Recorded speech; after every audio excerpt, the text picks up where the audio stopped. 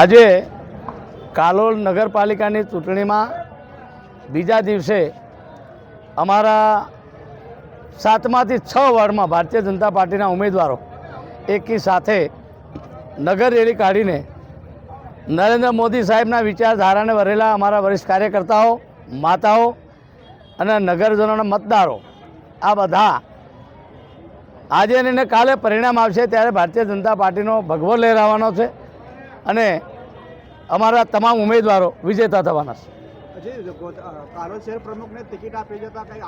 એ તો કોઈ આંતરિક વિવાદ નથી, એ તો જીતે એટલે રાજીનામું આપી દેવાનું, પાર્ટીના નિયમ છે। અપક્ષના જોરે ભાજપ અત્યારથી સત્તામાં છે, તો આ વખતે ભાજપની બહુમતી મળે, કયા મુદ્દાથી મળે? કાલોલની જનતા એ રાષ્ટ્રીય વિચારધારાને ભરેલી છે અને એ તમામ ઉમેદવારોને જીતાડવાની છે અને વિશ્વાસ પર હું આજે કહું છું કે અમારી સરકાર સારી બનશે કાલોલમાં।